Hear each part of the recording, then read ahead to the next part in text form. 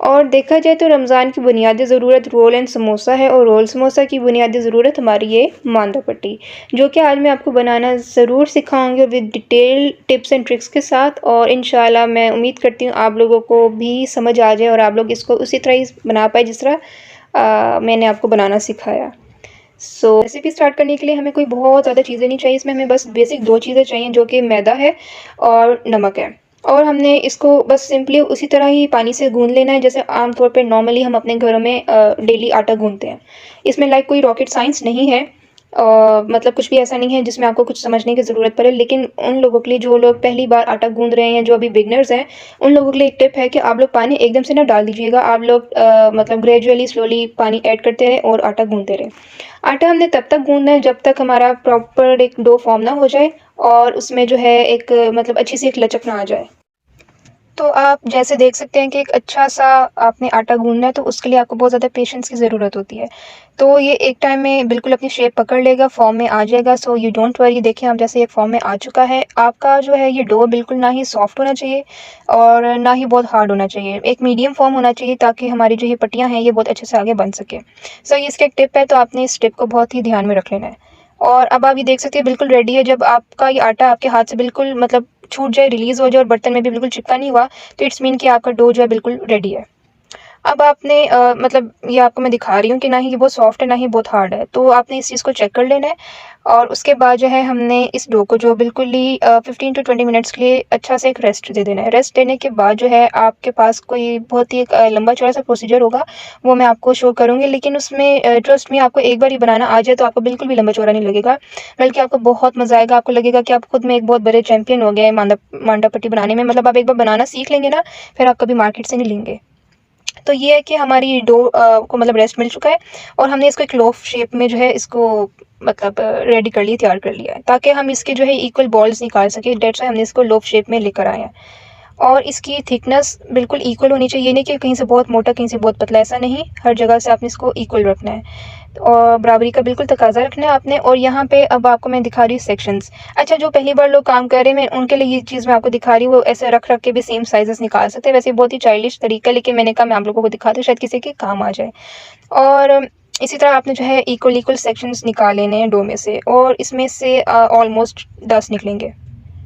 8 से 10 निकल जाएँगे। अब आपने जो है इसके इक्वल साइज़ के अच्छे से बॉल्स बना लेने हैं। क्रैक नहीं होना चाहिए बिल्कुल भी, क्रैक फ्री बॉल्स होने चाहिए।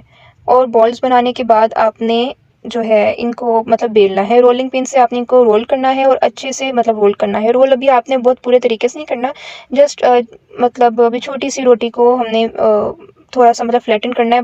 पूरे तरीके से फ्लैटन नहीं करना, वो मैं आपको आगे वाले स्टेप में बताऊँगी कि करना क्या है। बस आपने इसको इतना ही रोल करना है जितना आपको स्क्रीन में दिख रहा है। उसके बाद हमने अगला एक स्टेप करना है।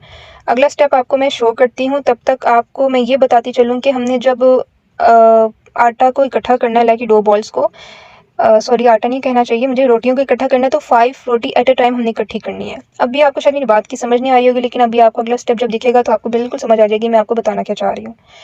आपने इसी तरह सेम प्रोसीजर के साथ कंटिन्यू करना है। 5 रोटियाँ आपने बेल लेनी है एट अ टाइम, 5 से ज़्यादा आपने नहीं करना।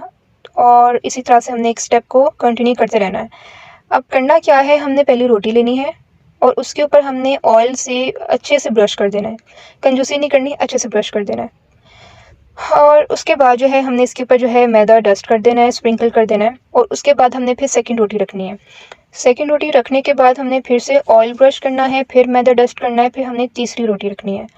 ठीक है? अच्छा, यहाँ पे मेरे से एक मिस्टेक हुई थी, जो मैंने कहा था मैं आपको लाज़मी दिखा दूँगी। मैंने मैदा में रोल नहीं किया था ये डो को, तो डो चिपक गई थी। तो प्लीज़ आप लोग ये मिस्टेक मत रिपीट कीजिएगा जो मुझसे हुई थी। अब ये वही स्टेप है, हमने इसमें ऑयल डाल देना है, उसके बाद हमने इसके ऊपर मैदा स्प्रिंकल कर देना है। इसी तरह हमने तीसरी रोटी रखनी है, फिर चौथी, फिर पाँचवीं। पाँचवीं पे आपने बिल्कुल स्टॉप कर जाना है। आपने 5-5 का जो है ना स्टैक करना है, मतलब 5-5 का आपने रोटी का एक पूरा मतलब बनाना है, क्या कहते हैं, एक पूरा लाइक पीस बनाना है। और मेरे पीछे की आवाज़ों को प्लीज़ काइंडली अवॉइड कीजिए, क्योंकि मैं नॉर्मल माहौल में रह के वॉइस ओवर कर रही होती हूँ, मैं समझ नहीं आती मैं कहाँ जाके करूँ। अच्छा जी, तो उसके बाद हमने सारा प्रोसीजर जो है कंप्लीट कर लेना है टिल 5 रोटियों तक। उसके बाद हमने क्या करना है, हमने इसको जितना हो सकता है अच्छे से हमने इसको फ्लैटन अप कर लेना है, लाइक रोलिंग पिन से इसको हमने अच्छे से बेल लेना है सारी रोटियों को, जैसे कि आपको स्क्रीन में दिख रहा है। जब ये अच्छे से बिल्कुल एक बड़ी सी रोटी बन जाएगी, ठीक है, और उसके बाद हमने इसको कुक करना है। कुक करने का भी एक प्रॉपर तरीक़ेकार है, वो इस तरह से है कि वो मैं आपको नेक्स्ट स्टेप में बताती हूँ। वो ये है कि आपने पूरे तरीके से अच्छे से जो है ना अपने पैन को हीट कर लेना है। कोशिश कीजिएगा नॉन स्टिक पैन ही लीजिएगा ताकि आपका काम बिल्कुल ईज़ी हो जाए, काम आसान हो जाए। और आपने 30 टू 40 सेकंड्स जो है ना ईच साइड को कुक कर लेना है। आपने रोटी को लाइक फुल डन बिल्कुल भी नहीं करना, आपने बस बिल्कुल कच्ची-पक्की रोटी रखनी है, इतनी कि मतलब थोड़ी-सी पक जाए। जैसे कि आपकी स्क्रीन में दिख रही है, बस थोड़ी बहुत पकानी है। लाइक 50% आपने इसको कुक करना है और 50% इसको आपने अनकुक रखना है, कच्चा रखना है। फुली कुक किया तो ये आपकी जो लेयर्स हैं वो ना ही अलग होंगी, जो ये हमारी पट्टियाँ निकलेंगी, उल्टा ये टूट जाएँगी, क्रैक हो जाएँगी। तो आपने इस चीज़ का बहुत अच्छे से ख़्याल रखना है, ये एक बड़ा टिप है। यहाँ पे अगर आपने इस चीज़ का ख़्याल रख लिया ना तो आपकी पट्टियाँ बिल्कुल ज़बरदस्त, बिंदास और अच्छी निकल आएँगी।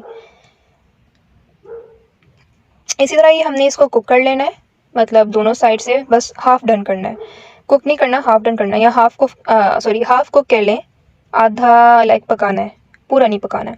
अपनी बातों को मैं इसलिए रिपीट कर रही होती ताकि कहीं पे भी कोई बात रह ना जाए या कोई पॉइंट मिस ना हो जाए, ताकि आप लोग इस रेसिपी को अच्छे से समझ भी लें, देख भी लें, ताकि जब आप इसको बनाएँ तो आप लोगों की भी बिल्कुल परफेक्ट ऐसी मतलब बन के निकले पट्टियाँ। अब हमने इसको अच्छे से यहाँ पे अपना क्या कहते हैं वो सही एनर्जी शो करनी है और अच्छे से झटकना है, पटकना है। वो इसलिए क्योंकि ये जो लेयर्स है ना, ये हम जब ये स्टेप करेंगे ना तो इसकी वजह से सारी लेयर्स अलग होना लग जाएँगी। तो हमें बहुत आसानी होगी, हम ये लेयर्स को अच्छे से अलग कर लेंगे। ये आपको जैसे को स्क्रीन में दिख रही है। तो इसको अच्छे से लाइक 25 टू 30 टाइम्स ऐसे ही लाइक मतलब अच्छे से टैप करना है ताकि हमारी लेयर्स हमें अलग हुई हुई मिल जाए। फिर ऐसा क्या होगा कि लाइक लेयर्स जो है ना हमारी, जो हमने पट्टियाँ निकालनी वो हमारे लिए बहुत आसान हो जाएंगी निकालना। ये टिप आपको मेरे नहीं ख्याल में कोई और वीडियो में या पूरे यूट्यूब में मिलेगा। ये टिप मैंने खुद ही जनरेट किया था, खुद का ईजाद किया टिप है, तो जो मैं आप लोगों से शेयर कर रही हूँ। अब आप देख सकते हैं इस स्टेप की वजह से जो है ना, ये देखिए कितनी आसानी से पहली मतलब हमारी जो ये रोटी है या पट्टी है, जो भी व्हाटएवर आप जो भी कह सकते हैं, कितनी इजीली निकल आई है। इसी तरह ही हमने यहाँ पे सब्र और तहम्मुल और पेशेंस का बहुत मुज़ाहिरा करना है, क्योंकि एक टाइम ऐसे भी बीच में आता है जब आपकी रोटी मतलब थोड़ी-सी क्रिटिकल स्टेज में आ जाती है या पट्टी, तो उसको निकालना ज़रा मुश्किल हो जाता है, तो वहाँ पे आपने बहुत आहिस्ता से निकालना होता है। लेकिन ये है कि अगर आप इसको 1 से 2 बार बनाएँगे ना, तो ये आपके हाथ में ऐसे चढ़ जाएगी जैसे आप बचपन से जो है ना, ये रोल समोसा पट्टी बनाते आ रहे हैं। तो ये देखिए, आप देख सकते हैं बहुत पतली और बहुत पतली बनी। जब फ्राई होगी ना उतने ये खस्ता और क्रिस्पी लगेगा आपको, मतलब बाहर की पट्टियों से बेहतर अपने घर की पट्टियाँ लगेंगी। इसी तरह मैंने आपको जैसे कि कहा कि सब्र और तहम्मुल का मुज़ाहिरा करना है और आपने इसी तरह लेयर्स को अलग करते जाना है, और ये सारा काम आप कोशिश करें गरम-गरम में ही हो जाए, जब ये आपकी पट्टियाँ गरम होंगी, क्योंकि इसमें ईज़ी हो जाता है। जब ठंडी होती है ना तो ये फिर टूटने लग जाती हैं। इसी तरह दूसरी, तीसरी, चौथी, पाँचवीं ये सारी आपने जो है पट्टियाँ अलग कर लेनी है। ये देखें, ये वाला स्टेप भी मैंने आपको ज़रूर शो किया था। अक्सर क्या होता है, यूट्यूबर्स जो है इस तरह के स्टेप्स को स्किप कर देते हैं और परफेक्ट चीज़ें दिखाते हैं, लेकिन मैं आप लोगों को हर वो चीज़ दिखाती हूँ जहाँ पे हमसे ब्लंडर्स भी हो रहे होते हैं, हमसे गलतियाँ भी होती हैं। यार हम बेशक प्रोफेशनल्स हैं या परफेक्ट काम करते हैं, लेकिन गलती हर एक से हो जाती है। सो मैं ये इसलिए ये चीज़ें दिखाती हूँ कि गलती अगर होगी तो उसको फिक्स कैसे करना है। इसी तरह ही हमने इसको बहुत ही सब्र के साथ पट्टियों को अलग करना है। अब आप देख सकते हैं यहाँ पे थोड़ा-सा अटक रहा है, तो आपने बिल्कुल भी मतलब पैनिक नहीं होना। आप अगर थोड़ा-सा फट रहा है तो फटने दें, क्योंकि जब मतलब लाइक हमने रैप करना होगा कोई भी फिलिंग के साथ, तो ये चीज़ें छुप जाती हैं, दिखती भी नहीं है किसी को। So don't worry about that, आप बिल्कुल ईज़ी रहें। अब आप ये देख सकते हैं कि कितनी मतलब लचकदार, फ्लेक्सिबल, सॉफ्ट क्या कह सकते हैं जैसा कि ये पट्टियाँ बनी हैं। अच्छा, ये स्टेप उन ख़वातीन हज़रात के लिए जो बहुत नाज़ुक मिज़ाज है और वो गरम-गरम रोटियाँ नहीं बर्दाश्त कर सकते, तो वो चम्मच से कर सकते हैं। अब हमने जो है सारी रोटियाँ अलग करने के बाद एक मतलब नीम गीला कपड़ा लेके जो है ना उसमें रैप कर लेना है। 10 से 15 मिनट के बाद हमने इसको फिर निकालना है, ये सारी पट्टियों को।